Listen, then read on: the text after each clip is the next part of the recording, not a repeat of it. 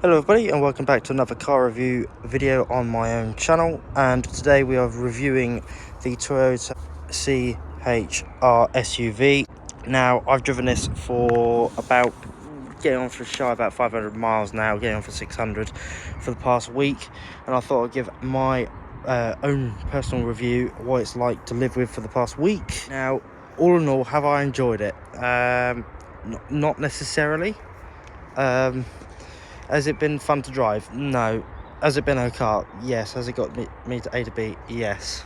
Now you are probably better off getting, especially for the looks wise, a better looking car and probably a bigger one for the same price.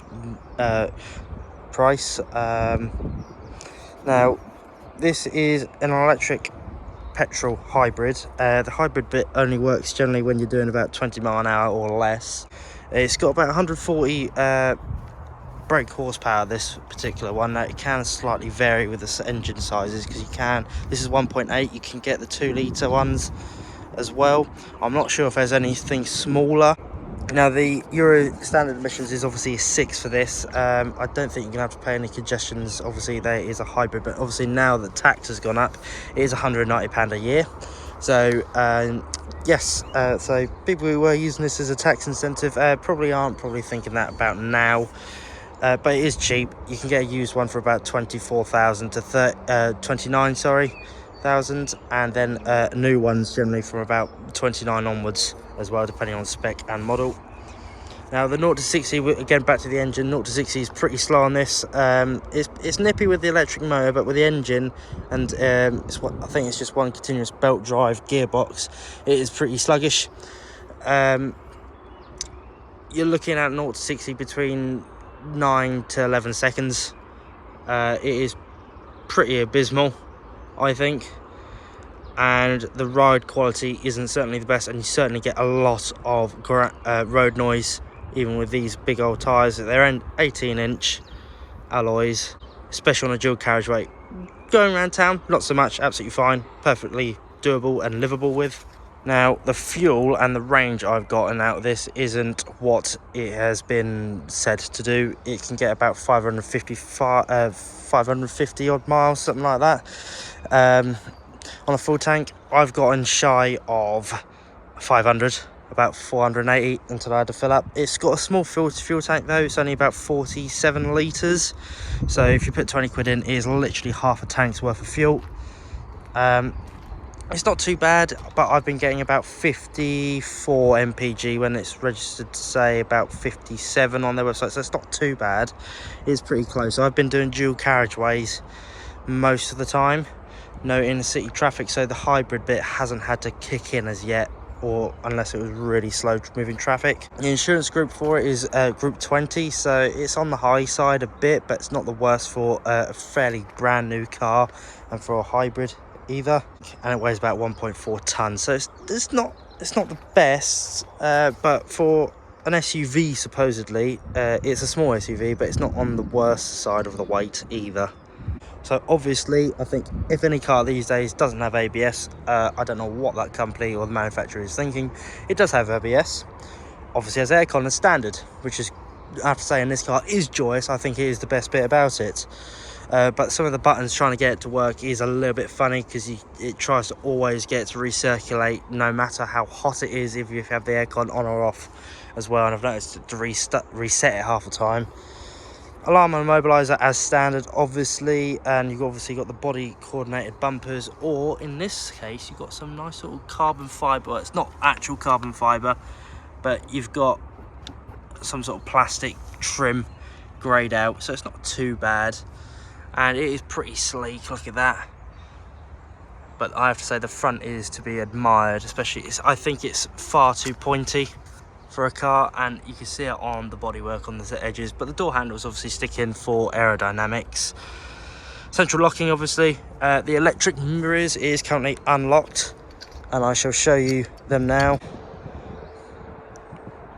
It does it all by itself, and unlock it, as well as the door handles obviously popping out there as well. So, and they are heated as well as the steering wheel, heated rear window, and I'm not quite sure about the front. I just suspect it would depend on model and what specs you've got. Parking sensors on the front, You've got 4 of them, as well as 4 on the back as well as lane assist as well on the cruise. So yeah, you've got cruise control, and I believe it is called adaptive lane assist or cruise control. And that I have a big problem with, and I think is the worst thing about this car, actually. If I've said anything worse, what was the worst thing? No, the adaptive cruise control is the worst. It will try and kill you, such as if you're in the left-hand lane and there's a lorry or something like that on the left hard shoulder, or in one of those little lay-bys, it will think that it's right in front of you and slam the brakes on when you're doing about 70 without any warning, nothing like that. Nada. You just effectively, you go out of nowhere. If you're cruising like I was, that 70 mile an hour, your face is going straight into the windscreen. So it's not the best. I hated that. That tried killing me. I'm not particularly happy about it. Best things about this car though. So if we go into the car now, just by holding the key down, look at that. Lovely, lovely. Perfect enough room to do your weekly shopping, plus more gear and stuff that will last you easily a whole week of clothing. As well as it does have a lovely self-close button. You just do that. Happy days. Also got a reverse camera there. It does work. It's not the best. It does seem to be in like standard definition, so it is pretty crap for nowadays. I've got a Ford Transit van that I swear to God is in 4K, and that's a Ford Transit. That's all you need to say, really. 4 parking sensors on the back, so it's perfect for obviously parking. Maneuverability as well. Turn circle is 11 meters, so it's very, very good on that front. But anyway, let's get straight into the car. Now, I find it was quite lackluster in here and fairly depressing. Got a lovely, massive touchscreen here. Some buttons and some completely greyed out, so obviously they're optional features. I'll have to find out what they are. You've got more buttons up here, a sun visor that really isn't a sun visor because it does block half your fucking view. That light does work, but I would have thought a little strap here to hold bits would have been nice. It does have 2 cup holders, which I have to say they are fairly well sized actually. I don't think they're cooled or chilled or heated either. Now obviously I'll go back to the engine but in a second, but the door bins are pretty much nil. They don't exist. You've got this weird shelf on the glove box, but the glove box itself is pretty deep, so that's not too much of a worry. You've got wireless charging here for your phone, which is perfect. I can love that. Nice little storage bin with a nice little slidey tray, and you've got a cigarette sort of like charging port there, and a micro USB thing there and there as well, which does connect to it. If I start up the ignition, yes, I know I have to. I'll put. For goodness sake. Right, if I just start it up actually, just to stop that beeping. I agree. Now it does have its own inbuilt sat nav, which is beautiful. Music, phone obviously, and you've got your vehicle trip range, trip duration and everything like that. Web browser, not quite sure why that's in there because I don't think anyone's been looking at the web while they're driving.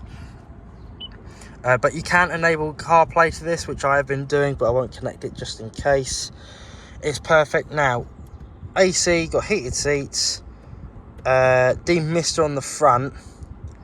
Now I'm not quite sure what this button is because you swipe it down, and that's what I mean. You go, but it doesn't let you go up with it, so it'll put the blooming fans to full, yet if you put them down it says there's nothing coming out, which I find quite bizarre and I didn't quite like. Also, there's no volume knob. You have to press a button or this tiny little thing that you can just barely touch. I think the steering wheel is nice and light. Power steering is perfect on it.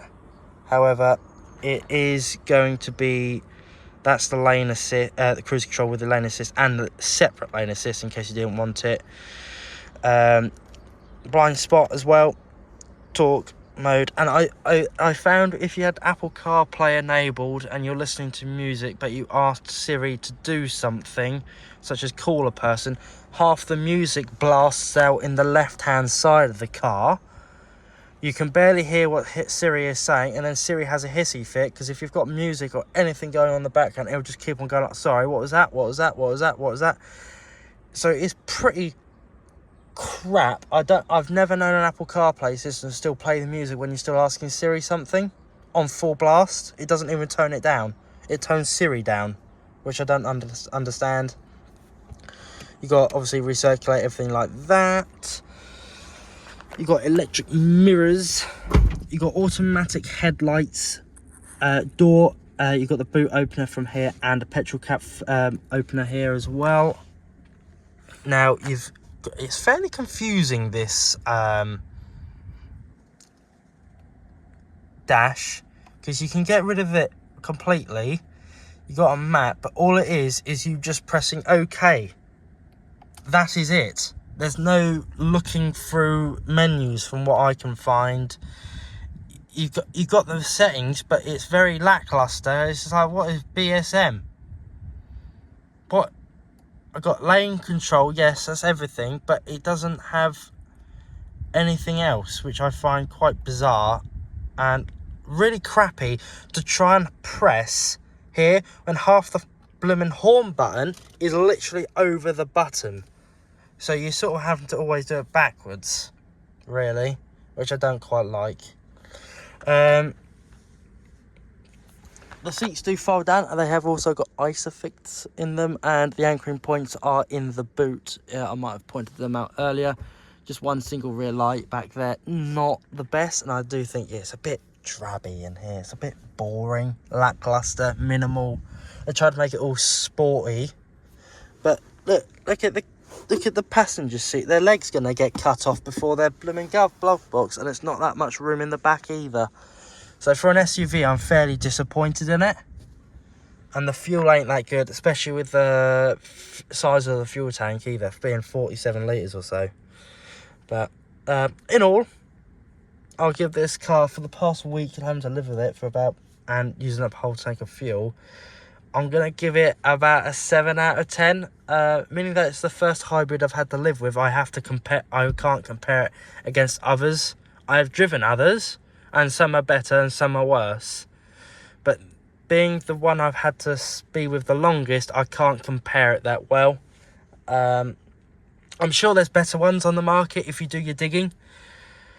But I'd say get the 2 litre petrol one, not the 1.8, because it's gutless and the ride quality is shocking. Especially going around corners at about 40 miles an hour, it'll just want to skid you off, slide off. It's like you're driving on ice. So, and road noise is horrific. So I think there's better electrics or hybrids out there. If you're only going to go for about that mile range though, and the hybrid's only going to be working like that, you might as well go fully electric or just go fully petrol and save the weight of the hybrid battery, or go fully electric and just not have to worry about filling up. So yeah, about 7 out of 10. It's okay, not the best. There is better ones out there. So this has been ZMTD with a quick Toyota CHR, if that's what it's called. It's so many dashes and letters nowadays, I forget. Apart from that, take care. Hope you enjoyed it, and I'll have some information in the description and comments as well. And I shall see you all later. Cheerio.